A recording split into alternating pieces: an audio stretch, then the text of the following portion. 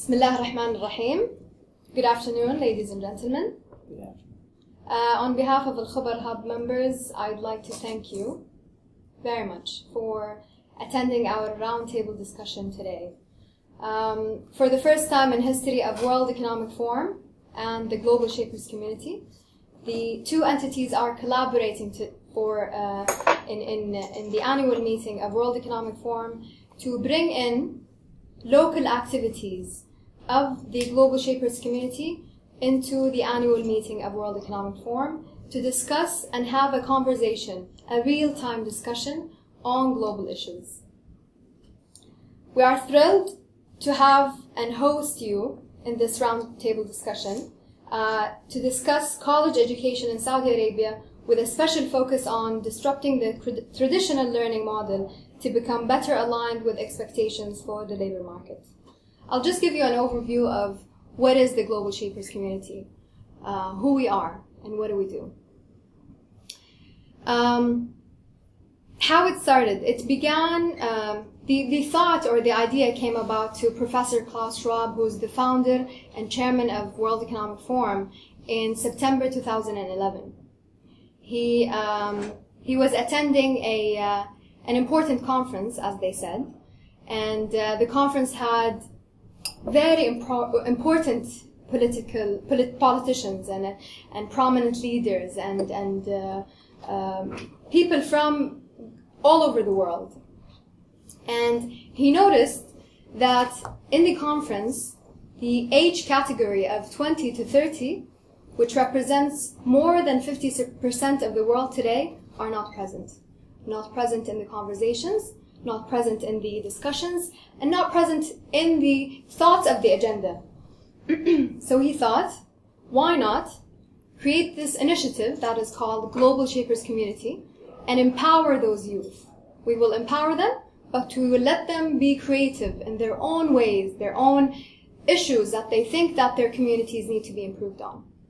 So the community was launched in September 2011 with the objective of having young leaders between the age of 20 to 30 with specific criteria that they thought to address pressing challenges in their local community and try to improve them with different projects or initiatives that they can come up with. Global Shapers community as of today has 402 hubs around the world. They have more than 4,600 shapers. And Al-Khobar Hub was founded in September 2013, so 2 years later, by Turk Al-Diab. When it was founded, Turkey has recruited me as a first shaper, and then now I serve as the hub creator. Salma Al-Harigi, who's the moderator of the session today, is the vice creator, and right now we are 14 members with equal gender balance, 7 females and 7 males, which is one of the criteria of Global Shapers community, is to have an equal gender balance. Diversified background, from fashion blogger, engineers, to doctor, financier, marketing, and so on. Our agenda, as have been sent to you, and you can see from the agenda on the table, we will start with opening remarks from myself, and then we will showcase a video for a session that we had on Thursday, January 8th, for a program that we are partnering with at Penn State University. Following that, we will have a roundtable discussion by Salma Al-Harigi, moderated, and then closing remarks with Salma. Al-Khobar Hub believes that disrupting the classrooms and traditional learning model can be accomplished through enriching programs, and we thought that World in Conversation is one of them. The program was developed by Professor Sam Richards and his wife Lori Melbay in Penn State University with a simple idea: getting people connected as individuals without any barriers. In 2002, World in Conversation started to revolutionize cross-cultural relationships by offering students open dialogues that help expand their perspective and invite greater understanding between them. The World in Conversation offers face-to-face and virtual dialogues guided by 2 trained facilitators to connect students across the world. Our main objective through that program is to not only allow the students to discuss different topics, but to also help our college students to improve their English proficiency, increase the debate skills and critical thinking, because that's what we need in the leaders today. We have provided similar opportunities to students from a local university whom got the chance to experience a virtual cultural dialogue with students at Penn State University. It was guided by our colleague Raya Al-Ghaithi, she's an employee of Saudi Aramco, and Jenny Babin at in State College, Pennsylvania, who was at the other end. We will now go through the video and show you highlights from the session on Thursday.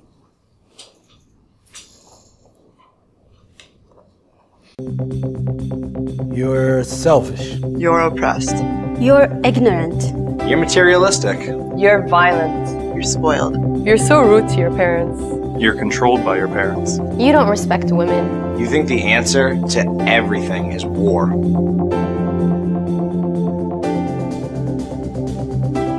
That's what I've been told. About you. But I want to ask you.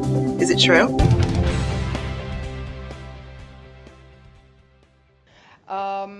As you can see, the demographic today is only females. So I was wondering, what's something as a female that you value in your culture, both on your side in Penn State and here? Is whatever you think your culture I think is. something I'm actually very proud of right now. It's something kind of new to our generation. Is the fact that I get to choose whether I want to work or whether I want to stay at home, and that I'm not judged based on my decision. Like, if I want to work, it's fine, and I can still be a working mother. And if I want to sit at home, then it's also a very valuable job. So I think our culture has reached the point where both jobs are accepted and more than accepted. Like, a working mother is a superwoman, in my opinion. And a mother at home is also something very, like, any woman would be proud of. So that's something I'm very proud of in my culture. I think in general we're really respected. I think people have a misconception of us, but we're really kind of not closeted and closed, and no, the majority of us are really respected, and everyone shows that respect, whether they're females or males. So we're really, I think that. Yeah. I know you said like a very bold statement, like we're equal but different. Yeah. Can you give us an example of how you see that play out? Maybe in education, for example, a lot of people think women don't, here in Saudi or in the GCC, don't study, but we all study. A lot of women take master degrees, and they go on to the PhD, and basically in every major, right? Yeah. So there's like, you can find scientists, there's artists, there's a whole diverse we're a diverse community, basically. Yeah. So I think we have that equal, in education, for example, we're equal in that. And we're going through major changes. Yeah, like exactly. 10 years ago, women weren't even close to where we are. I'm not sure if I feel the same way, but I think that is like something that people say. Yeah, so you're using the word expectations, and the word that you guys used was like there's different rules, maybe, that you're expected to follow as a woman. How do you guys relate to that? What are some expectations or rules that you feel like you as an American have to follow as a woman? Teacher, one of the number one things I get is, are you going to become a teacher? And part of that's because it's an English degree, but also because I'm a woman, and that's not what I want to do. And people are always shocked when I tell them that what I do really want to do, just because it's not something that's expected out of me, a woman. So can you share what you want to do? Because now everyone's curious. Yeah. So I want to write for Saturday Night Live. I want to be a script writer. For comedy. Well, actually, I think that I have like a thought that I think is worth sharing. Like Shannon mentioned that she's studying English, and she's expected to be like an English teacher. Well, I'm a computer scientist, and I know that I'm expected to work as a programmer, and everybody thinks that, okay, Haifa would be a programmer and she'll write code and like cool stuff. But I think that even though I have like a degree in computer science, I don't want to pursue that path. Like I want to be part of it's like that I'm really passionate about youth and youth empowerment and activities and volunteering. So I think that my degree is not that I'll be a coder or a programmer. Yeah, my degree is for myself and not for my future. And it might help you. Yeah, of course, yeah.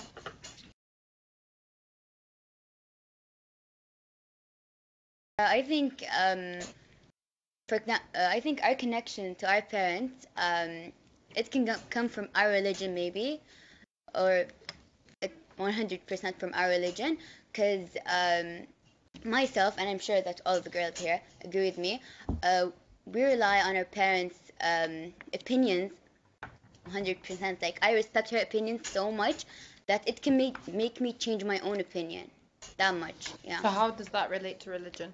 Yeah, because our religion says that we should respect our parents and help me out. Yeah, and actually, if you respect your parents and take good care of your parents, that actually you're gonna have children of your own, and they're gonna respect you back. Yeah, and taking care of your family is a door to. Yeah, I was going to say that. Like, we're not saying you guys don't respect your parents. It's not that. Yeah. But what the thing is, like, religion has kind of related being respectful to your parents with success in the future. Yeah. Like, it's actually related. Yeah. So the more helpful you are to your mother, the more successful you will be. It's actually related in our religion. Yeah. So I think it's kind of more as a motivation for us. When we're so close to them and when we're so helpful to them, we feel like if we can give to our small families, then we'll be able to give to a bigger environment. I really appreciate that you guys are saying that we still can respect our family, because I feel like I do. I do feel like the difference though, because like when I forget your name next to Haifa. Michelle. Yeah. You were sharing that like your parents' opinion, you really appreciate it. Like I feel like that might be a little bit of where the difference is, because I definitely seek and talk to my parents about their opinions on my life, and sometimes I think that their ideas of me can be smothering or like too much in one direction, and sometimes it's important for me to deviate from it. So but I do feel like I respect them and appreciate my family still.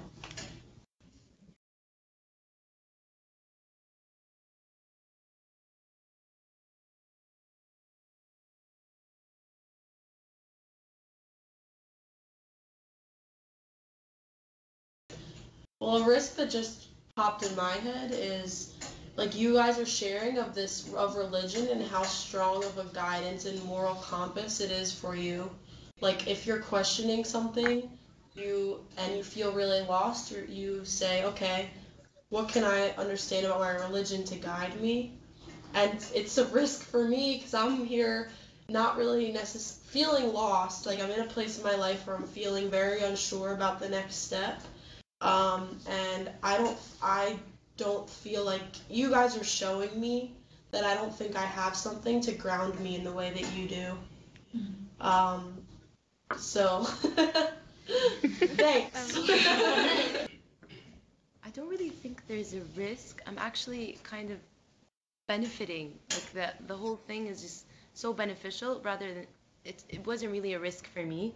What's the benefit that you're saying, Anna? I'm understanding your culture more. I'm finding so much stuff in common that I didn't think there were stuff in common.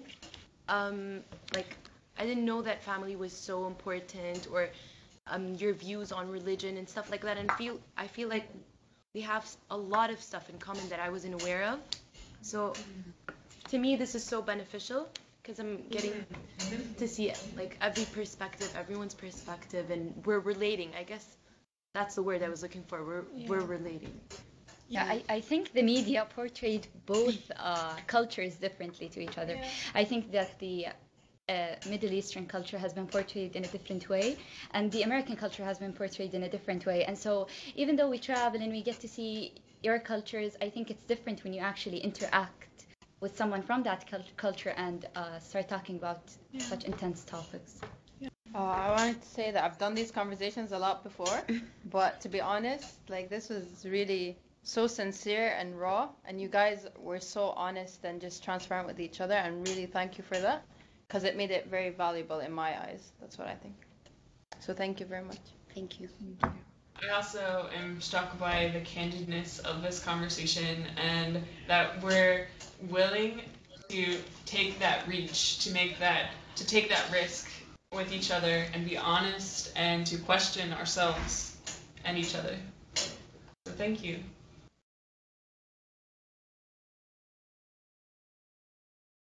A good experience for other people in the university? Yeah, definitely. Actually, I feel that my peers in the university would really benefit from this session or from this program, because it not only helps me have to communicate and how to put your words in a way that other cultures or other people would understand.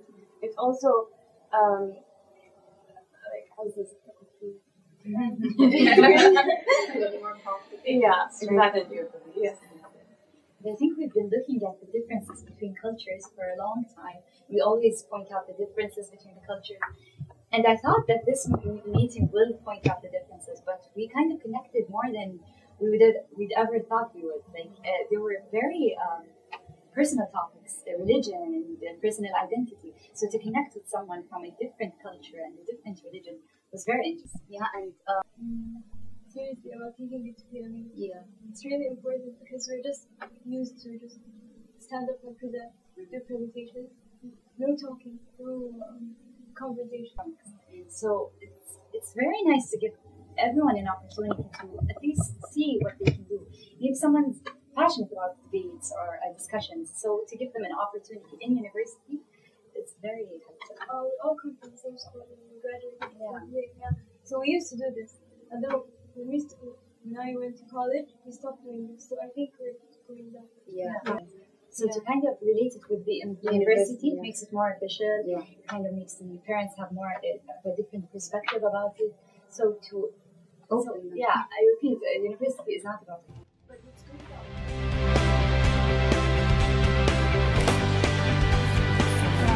Assalamu alaikum. حياكم Allah in our humble meeting area. As Rawan mentioned, we're Khobar Global Shapers are very pleased to host a roundtable discussion about education in Saudi Arabia, and with special focus on disrupting the traditional learning model through cross-cultural dialogues.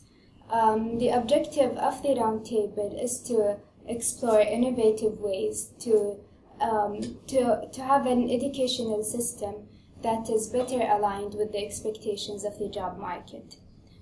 Before we jump into the discussion, I would like to welcome and introduce the panelist.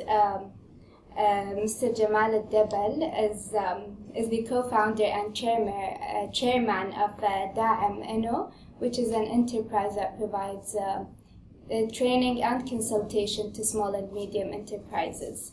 Mr. Abdullah Jumah served Saudi Aramco as the president and CEO for 14 years and is currently the chairman of Saudi Investment Bank Board of Directors.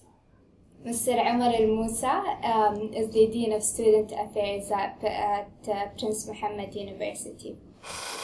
We welcome you again, and I'd like to start by gathering some of your thoughts about the video that we've just showed. Go ahead. I was very impressed actually with this type of interaction, and it really gratifies me because when we built the King Abdulaziz Center for World Culture, and on the occasion of the 75th anniversary of Saudi Aramco, the mandate I gave the team to think about what we want to present the king with was a mandate that had several objectives. We just set the objectives and said, these are the objectives, we had the team think about what can we do. And we wanted this center to be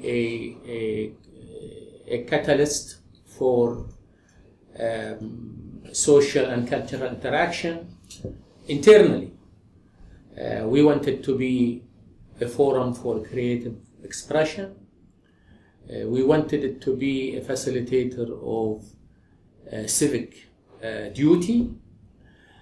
We wanted it to be a repository and disseminator of knowledge, but we also wanted to be a huge facilitator for intercultural interaction. And I'm very happy to see these are nascent efforts actually in this type of interaction, and I'm very happy because it actually serves the purposes of the center as we thought about it back in 2007. Thank you very much. And I liked a lot the openness that both sides have shown, and from the Saudi side, I liked the appreciation of culture and the family, and really from the other side, understanding freedom and independence are key, but really understanding the impact of culture and religion and family on shaping life. I like when they said that within the society, now whether a working woman goes to work or really chooses to bring her family is a choice that is accepted in society this at the same level. So really this openness and candid discussion was really very apparent and meant a lot. And I think such dialogues will always be very enriching and inspiring. I want to emphasize on the activity itself, the usage of the activity, how you guys managed to put this activity together. I think the technology usage itself, it's something that we need to tap on heavily here today. Yes, we all agree, I'm sure, that as we saw in the short video here, it brought cultures together, it brought understanding, it clarified things between both parties from both countries. Most importantly, I think it also helped a lot. If we notice, in such activity, small activity, they have developed lots of competencies. Look at this, how small the activity it is, yet they have developed a global competency in such thing that we've noticed communications, for example, and these are the marketing global competencies that we want to embed with on our curriculum, and we want our students to have them, so they become functional in the community when they graduate. They become global citizens when they travel and so on. So from just what I've seen now, I've seen communications, I've seen leadership, I've seen teamwork. They sat and they were. I heard she was saying to her, "Help me." Yeah, so that was interesting. Yeah, so help me, and then immediately she jumped and took over. I've seen technical competence, which we are here today for. I've seen professional competences. So basically, I think such activities, I'm very, again, content, like Mr. Abdullah, Mr. Jamal stated, to see that our education system going into that direction, where just one thing that hit me, think out of the box using technology in that way. Thank you. Mr. Jamal, you've consulted on a number of educational initiatives. From your own perspective, how do you see us revolutionizing the top-down learning model that we currently see in universities across the kingdom? Yes, I've been involved in a number of efforts. I guess I always appreciate the learning I got from Mr. Jumah. And what we did in Aramco back in 2001, and you might remember, actually we gave him a presentation on October 3, 2001, about innovation. And the three people that presented during that day are now, they have already left Aramco, the three of them, Dr. Ansari, Mustafa Al-Mahdi, and myself. And we are spreading this passion for innovation first within Saudi universities and then throughout the education system in general. So I'm happy that what we are doing, for example, last week I was in a remote, promising area in Saudi Arabia, and the passion for learning, for making a difference, whether from the university leadership or some of its participating students, is very clear. So really this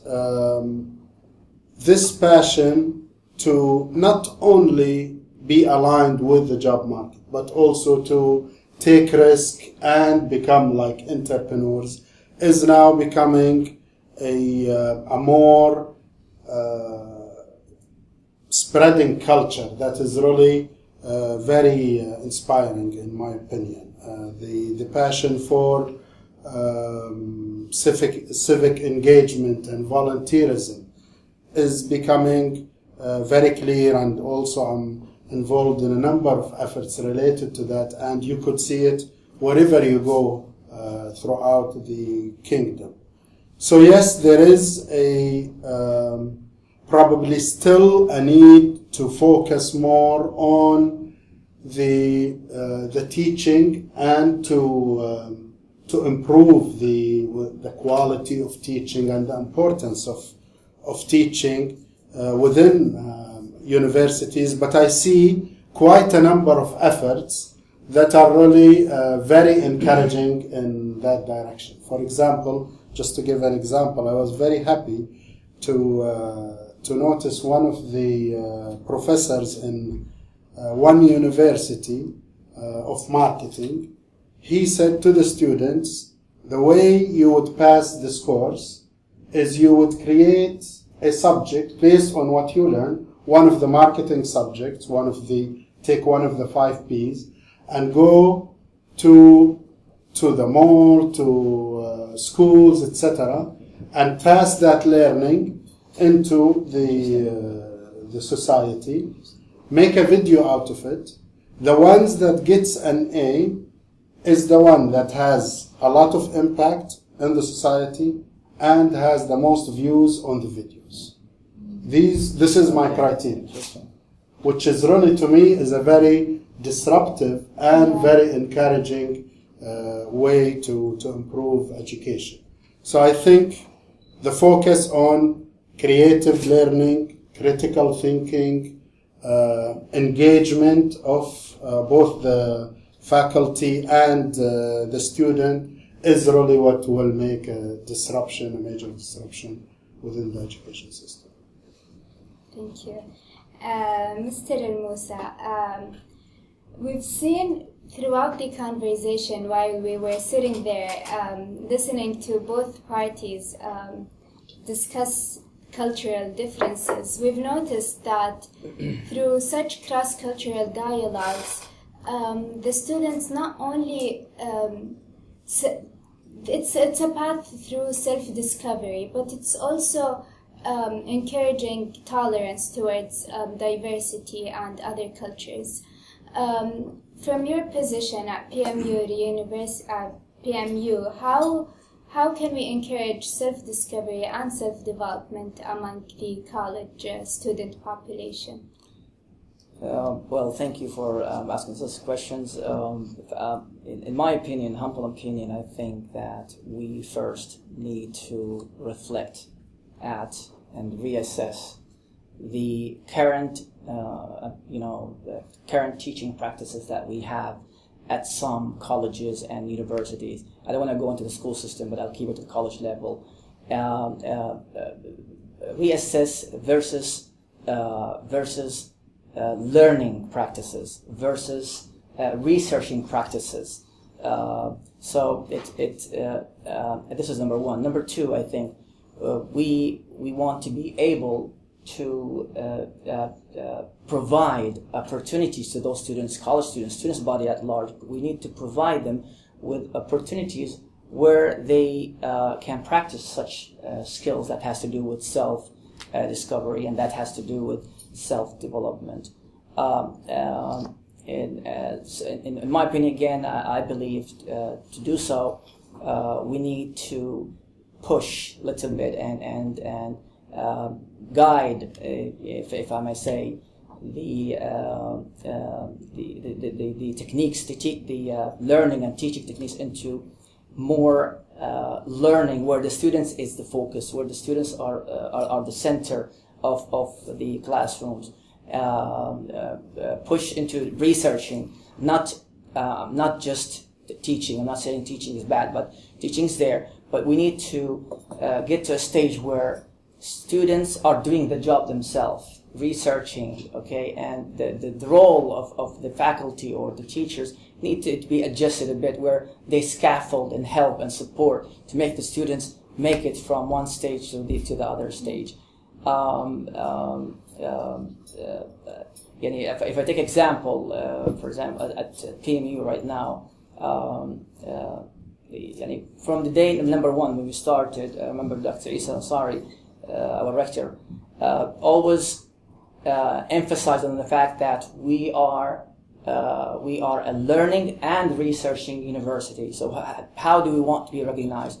Do we want to be recognized as a teaching center or learning center or research center? No, we are a researching and a learning center. So by doing so, I believe students by default will develop skills that has to do with self-discovery, self-development, and if we look closely a little bit, I'm sorry if I extend with my words today. If we look closely at the courses, the curriculum that we have, the activities, the extracurricular activity that we're going to talk about soon, I know, you will see that all designed and developed in a way that will help our students to possess global competencies that has to do with what we just saw, that has to do with communication, leadership, and so on. I believe it's time to take it seriously and think of pushing the education system into, if I may call it, student center, not teacher center. That's a good point. You brought up global competencies, which brings me to a point, Mr. Abdullah Jumah. If you can share with us what competencies or skills that you see necessary for the college student to succeed in the workforce. Come and listen to my culture, to my lecture to the Society of Chemical Engineers on 22nd at the Meridian, because this is where I'm going to speak about the intuitive art of leadership. But I'm very happy to hear Mr. Al-Musa speaking about the teacher-centered versus student-centered, because I think what we have until now done in our part of the world is we taught our students what to learn versus teaching them how to learn. Okay. I think the leadership does not only require technical knowledge of the subject. I was the CEO of Saudi Aramco, the world's probably the biggest engineering company, but I had no engineering degree. I have a degree in politics, because what is required is what I call the soft competencies versus the hard competencies. And those competencies, and of course this refers to what Dean Al-Musa just said, would require a high dose of the humanities and social sciences. This is the problem. Problem is that hardcore engineers without a basics in humanities and social sciences, the competencies are going to be extremely limited. We need people who can read markets. We need people who can appreciate what's was happening in the geopolitical arena. We want people who are able to look at competition, at what they are doing, and anticipate what they are doing. We want people with integrity. We want people who know, who practice corporate governance. We want people who have passion. People can manage. Management is a process. Leadership is a passion. It's behavior. And most of what you need in leadership is you need the behavioral competencies. And these behaviors can come only if you are entrenched in the arts, in humanities, in cultural issues, in history, in poetry, in music. These are the things that are able to really give you imagination and give you dreams. I'm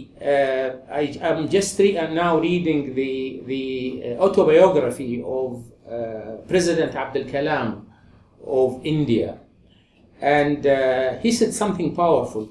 He said the most important dreams are not those that visit you while you are asleep. The most important dreams are those that keep you awake all night, And we want people to be kept awake thinking about dreams and realizing them. And those require competences that far, far, far go beyond the technical aspect of the job. This is a huge subject. I've talked about it, and I'll be talking about it next week to the Society of Chemical Engineers anyway. Thank you. This brings me to my second question, Mr. Abdullah. What competencies do you think are lacking or not being taught currently in college education in Saudi Arabia? I will repeat what I have just said. I can tell you that the University of Petroleum and Minerals used to teach psychology, sociology, anthropology. We need philosophy. We need logic. Okay. And when I was the vice chair of the International Advisory Board of the University of Petroleum and Minerals, my first suggestion was they taught them many years ago, then they stopped and restricted the subjects of culture into what they called the Islamic culture, okay, and they put us in a cocoon, okay, and my suggestion was go back, okay, and teach sociology, teach anthropology, teach psychology. Okay, these are the things that open your mind, And I think the whole humanities, culture, literature, okay. And when I have time, I will comment on you young people and what you are missing. You know, you are missing. There's something very important I'll talk about. Can you share what's that? No, I'll tell you. I'll tell you right now. You know, one of the girls there said, "You are anchored. We are not anchored." You know. In my opinion, many of the young people in your age are not anchored really in your culture. You probably are anchored to your religion because of your family and so on. But to understand events happening around us today, these events are not only recent events, these are related to our history. How many of you know good Arabic? How many of you have read نفح الطيب في غصن الأندلس الرطيب? How many of you have read سيرة ابن هشام? How many of you have read الحديث? How many of you have read المتنبي? زين? Or whoever. You are missing. You are really living a culture that is not your own. You are getting just only bits and pieces of what ties you, what tether you to your culture. She said you are anchored. You are not anchored. Unfortunately, we have a generation that is not anchored. Okay. Now, but you have also benefits that were not we were not benefiting from. You know, we think in a linear way. It's like a book. You know, it has an introduction, chapter 1, chapter 2, chapter 3. Today, technology, what it made, the way you think is different than ours. The way you think today is that you have so many pieces of information. So, in our own, we were like we are guided by the author. The author puts 1, 2, 3, 4. Okay. Today, you are guiding yourself. So this can be a benefit. And this can be and could be a curse, because then you get confused. You know? Because much as we talk about technology, let me put it this way: technology should be looked at as a tool. Yes. Technology is not an end in itself. You know, when you have a painting, the value of that painting is not in the tools, is not in the canvas and the frame and the chemical composition of the paint or the type of brush and so on. The value of that is the imagination of the artist. Okay. And therefore, let's not also say technology is going to solve our problems. Technology is the product of the human mind, and technology will have to be used by the human mind. Technology doesn't go on its own.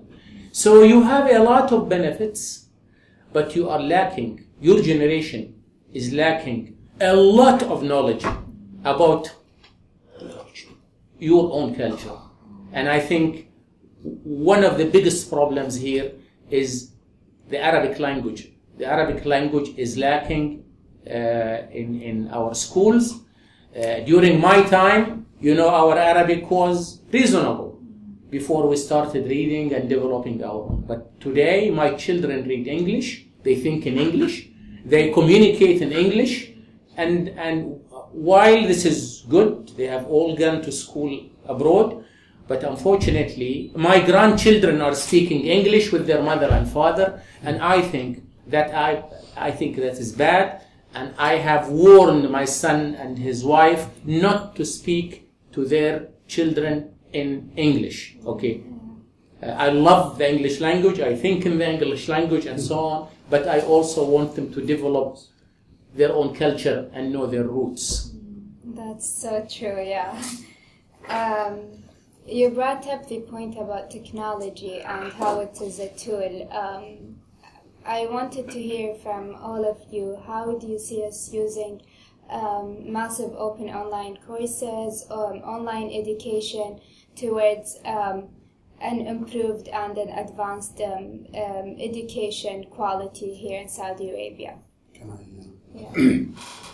I think Mr. Jumah definitely addressed a very important point of technology, and though my background is computer engineering and IT, I fully agree that technology will not address a education challenge if thought that this is a panacea. I don't think technology is a panacea. It is definitely a tool to be used to get to learning. I remember going to China and meeting the professor who was a math department chair in 2 different universities. And he is the trainer of the Chinese Math Olympiad. And he took me to a rural school, and he had nothing. And during the summer, on a Sunday, students that were just about 200 students, he just had a chalk and a green board, and if a pin was dropped, you would hear that pin, because everybody respected that person and the knowledge that he would give them, and the attitude, and the exchange of ideas. And I don't think MOOC or any technology will ever replace this human interaction. I think the key to success in education is on a mentor or a facilitator that would help in the learning process. Definitely a student-centered peer learning is key, and there are many examples where peer learning is really the key process to gain, whether it's knowledge, skills, or attitude, or competency. I don't think technology or MOOC will ever replace that. I've done, I respect what MOOC is bringing in terms of learning. I've done some courses through MOOC, but for my personal interest. If you look worldwide, the actual completion of MOOC classes is about 4%. So yes, MOOC will have a role. A lot of it is being pushed by technology vendors rather than really people with full, deep understanding of the human interaction in universities and academic institutions.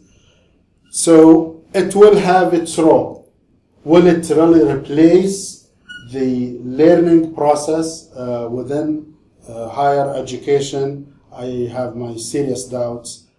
It is a tool to be used and to take advantage of it, but it will never replace a passionate professor who loves to mentor his student and a student that want to make a difference on the world through peer learning and through being a mentee of that professor. Okay, well, thank you. I totally concur with Mr. Jumah and Mr. Jamal with what has been said at this table. The technology should always looked at as a tool and should not be dominating whatsoever. However, when I think of technology, again, I want to look at the good side of it. When I think of technology, I start. The first thing that comes in mind is equal opportunity. Technology provides equal opportunity by giving a mass access to many learners. And forgive me to say this, but especially in the regions where we have not many as before, we have few females that cannot commute from place to places. We have adult, Mr. Jumah used to elaborate on that. We had adult before that did not take education seriously before a long time ago. and skipped a lot.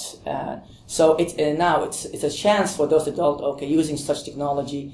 They cannot come and attend a regular classroom with a young learner, but they can from their office, from their homes, and so on. So it is technology will support those learners who are in needs in that direction. Now, the other thing I think of technology is that it provides long life learning for all of us. We have no doubt about that. It's an attribute, as a matter of fact. It's an attribute to compete, to any one of us to compete in the global community of the 21st century. When I think of technology, also, I think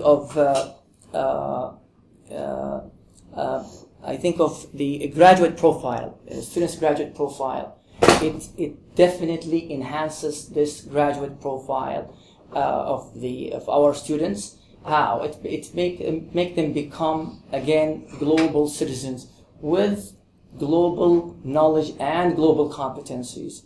But again, as long as it does not become dominating and again replacing, as Mr. Jamal said, replacing the human interactions. In December 2008, I wrote 2 letters to my top 10 people in the company. At that time, I was concerned about the degree of interaction we were using, particularly in emails. I discovered that my secretary, who was next door, was emailing me, and I was emailing her, and I was emailing the guy next door, and so on. And the letter I wrote at that time, one is I was concerned about a lot of the junk mail.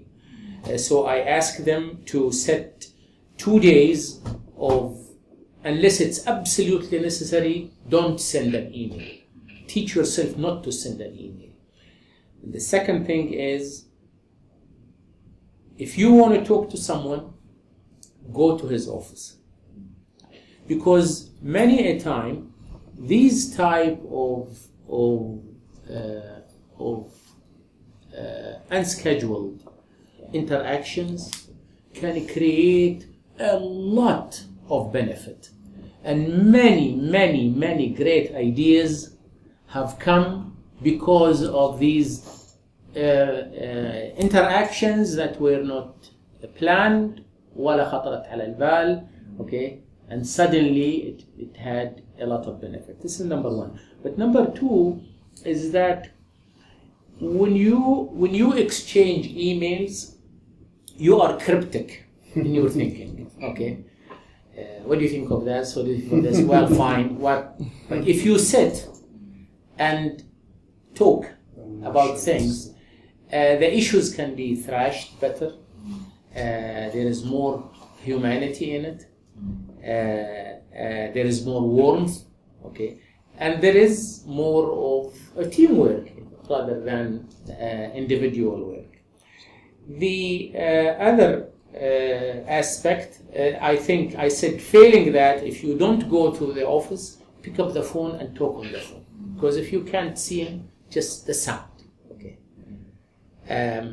Many a time now, my daughter writes me from London on WhatsApp. Okay, I pick up the phone and call her. She sends me a message and I call her on the phone because I don't feel good about it. So yes, while I fully agree that, again, it is a tool, and I fully agree that there are lots of benefits. It's not the panacea, okay, but it's not the curse, So I think we need to be use judgment and be balanced. But there is no question. Personal interaction is and warmth is much better than remote communication. Definitely. Thank you all. It was an absolute pleasure to hear your thoughts on disrupting the classroom through cross-cultural dialogues and sharing your thoughts that you've cultivated from watching the conversation that went on last week. What I can gather from the conversation are a few points that I believe are worth researching. We're part of the Shaping Davos activities, not only to debrief about the local activity that we've conducted, but also to write a white paper about the same topic. So what I can gather briefly is that we need to reinstate social sciences and focus on humanities in our education, our curriculum across border. Focus on behavioral competencies and soft competencies rather than the hard skills. I've also gathered that we need to push for Arabic language, and it's something that we definitely need to work on, as well as connection with the culture. I've also gathered some thoughts on technology and how we can use that to our benefit to enable us to get more learning opportunities, and I believe that was a very fruitful discussion, and we will definitely share the results of the white paper once it's ready. We were very fortunate to have the students from our side to participate and experience such conversation, and we truly hope to see that happen in other universities across the kingdom and become available for both males and females. Thank you so much again. And before you go, there's one thing on or off the record, two things I forgot to mention. Go ahead. Number one is everything in life have a touch of skepticism. Okay. Ask the questions. Rudyard Kipling is an English poet, novelist and playwright. Says, I keep 6 honest men who taught me everything I know. What, why, and when, and where, and whatever it is, and how. Okay. So, question. Number 2, don't get your convictions because of your belief in someone. Make your convictions because you have thought about them and you have reached the conclusions, and not be lazy and say, Wallahi Jamal said, Fulan said, and that is enough. This is very, very, very important. Thank you for doing this. Thank you for doing this. شكرا. ما قصرتم. Thank you so much. Thank you. This is really great.